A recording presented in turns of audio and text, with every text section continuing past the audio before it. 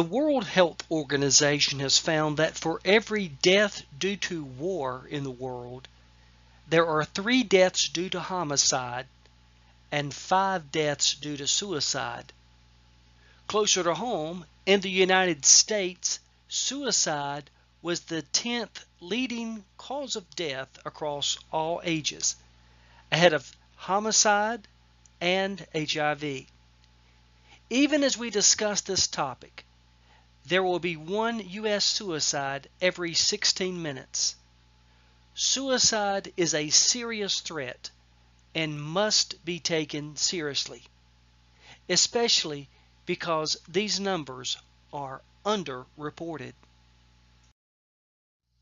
Pastoral caregivers need to be concerned about women because women tend to experience higher rates of anxiety and mood disorders such as depression than men. Though men have higher rates of attention deficit and hyperactivity disorder, conduct disorder, and substance disorders, women also report more suicidal ideation. Women tend to experience more sexual abuse and intimate partner abuse, which are associated with higher rates of suicide attempts. But women may be more protected because they seek mental health care more than men and have higher involvement in religion and social networks. Women's greater help seeking suggests that pastoral counselors may encounter more suicidal women than men in their ministry. A prominent factor associated with suicide is the presence of a mental health problem. In a large national survey, a mental health disorder was present in 82% of people with suicidal thoughts, 94% of those who made a suicide plan, and 88% of those who had attempted suicide in the previous 12 months. Major depression was the most common disorder. The 5 mental health disorders of particular concern for suicide risk are borderline personality, anorexia nervosa, major depressive disorder, bipolar disorder, and schizophrenia. Having more than one mental health problem increases the risk of suicide 5 times. 51% of people who attempt suicide have both a mental health problem and a substance abuse problem. As a Center for Disease Control report states, suicide is never the result of a single factor or event, but rather results from a complex interaction of many factors and usually involves a history of psychosocial problems. Some of the circumstances that confer risk for suicide include child sexual abuse, intimate partner violence, social isolation, firearm ownership, low socioeconomic status, chronic pain, homelessness, being a veteran, and sexual orientation. Even if a person has several risk factors, protective factors can buffer these effects. These are the mirror image of the risk factors, meaning they are the reverse of the risk factors. Among adults, protective factors include social support, church attendance, religious coping, moral objection to suicide, reasons for living, problem-solving skills, and having a child less than 18 years old. This last one is especially true for women. Some suicidal people in crisis say the fear of hell has kept them from killing themselves. However, telling these people that suicide condemns them to hell may not keep them from the act. because the hell they are experiencing inside may be worse than any eternal hell they fear. As one chemist wrote in his suicide note, "If there is any torment worse than mine, I'll have to be shown." Suffering, not theology, is the dominant focus. For a suicidal person, the hell inside him or her might be feared more than an eternal hell. Pastoral counselors need to carefully reflect on the various theological and historical views on suicide, sin, forgiveness, and eternal security, because these views affect what they do for the suicidal person. The similarity that runs through all views is choose life. Your first step in gauging whether a person is in a suicidal crisis is to look for warning signs. A warning sign is a noticeable hint that risk for suicide has increased. A person with one or more warning signs may have some risk for suicide, especially if he or she has experienced a recent trigger event.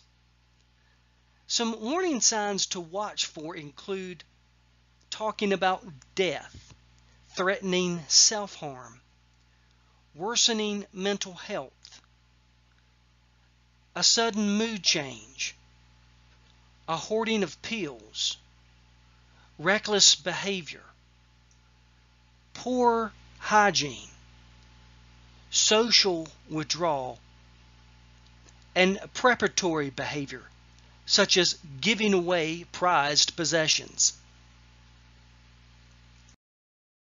The next step to helping someone is to find out if they are experiencing suicidal thinking. And the only way to do this is to ask them directly. One hesitation you might have is that you're afraid asking about suicide might put the idea in the individual's mind. This is highly unlikely. A second hesitation you might have is that you think the individual will probably lie. This also is not usually the case. People are usually able to describe their experience truthfully. Some people may take a while to trust you. To build trust, it's helpful to listen to the person's concerns and avoid making promises you can't keep. Another hesitation people experience is knowing how to ask about suicide. It's important to ask a direct and precise question. Ask directly, do you have thoughts of suicide? Are you thinking about killing yourself? One of the hardest parts of helping a suicidal person is getting used to asking this question directly, specifically, and out loud.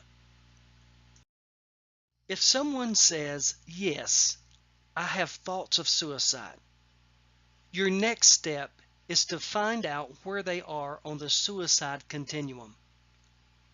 A suicidal person is on the continuum from slightly suicidal to somewhat suicidal to very suicidal. At the far right end of the continuum, a person is in a suicide crisis with intense thoughts of suicide combined with belief that he cannot overcome these thoughts and may act on them.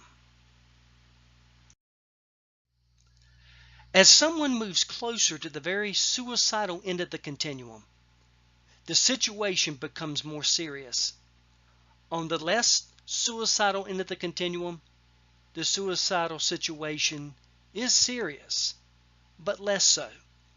You need to find out where someone is, because that will affect the help you offer them. The next step is to weigh the information you've gathered and evaluate the level of risk. You will intervene differently depending upon your estimate. Risk can be low, medium, or high. Risk estimations are based on an informed hunch. If estimating risk seems confusing, arrange for the individual to be evaluated immediately by a mental health professional or at a hospital emergency department, or call 911. Consultation is essential to suicide prevention. Pastoral counselors are gatekeepers, recognizing their various levels of suicide risk and connecting them to other professionals. They also need the vital spiritual interventions of prayer, opportunities for belonging and meaningful service, and teaching about hope, suffering, and appropriate self-love. Coming alongside suicide attempt survivors requires that pastoral counselors process their own emotions in order to be available to process the survivor's emotions. Providing pastoral care means taking an attempt seriously and supporting engagement in mental health services, while also helping the survivor to reflect theologically on courage and build problem-solving skills. After a suicide attempt, family and community members, including pastoral caregivers, are the unsung heroes of the work of suicide prevention, and they need support. They need to process their intense emotions and need a map to help them deal with the various elements of a suicide crisis. Self-care for them and for the pastoral counselors is crucial. Self-care is important, and difficult experiences can result in growth for some people in some areas of their lives. The human spirit, created in the image of God, is resilient, and some people grow through challenge. In the field of psychology, this is called post-traumatic growth. It can result in a renewed appreciation for life, new possibilities, enhanced personal strength, improved relationship with others, and spiritual change. Conflicted emotions like grief and anger are common with suicide.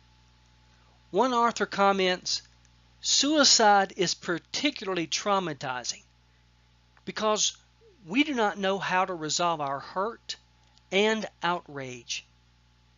If it had been a murder, we could grieve for the victim and vent outrage at the murderer. But in the case of suicide, the victim is the murderer, and so we are conflicted." A surprising emotion may be depression and thoughts about suicide. Surprising because the suicide of the loved one is also detested. Pastoral counselors have many opportunities to help suicide survivors. Some concrete ideas for ministry include a listening ministry of presence. One author says, "It was never words alone that comforted. It was simply being with the person. Just as you've shown up for weddings to rejoice with those who rejoice, show up now to mourn. It is not good for people to be alone, especially in times of sorrow. The faith community can provide this ministry of presence." In your offer of presence, be non-judgmental.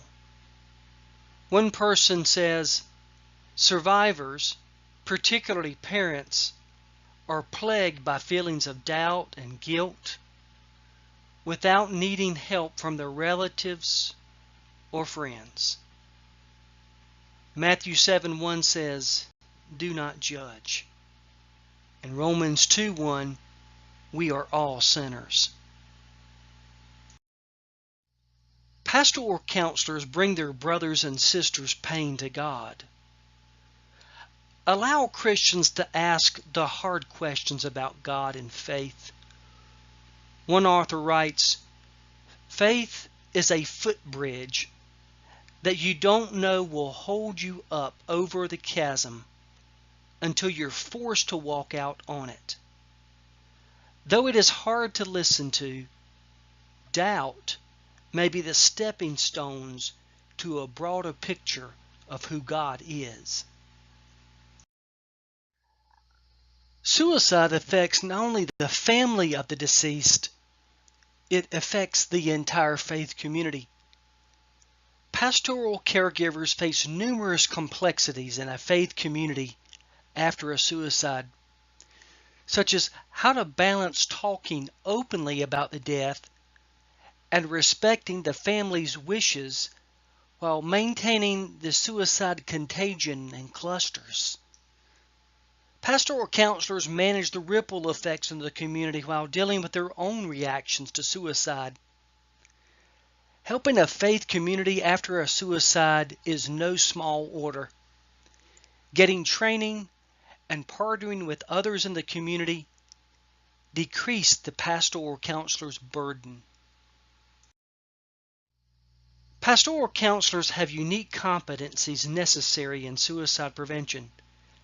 They offer their primary discipline of practical theology, as well as faith beliefs and behaviors that protect against suicide.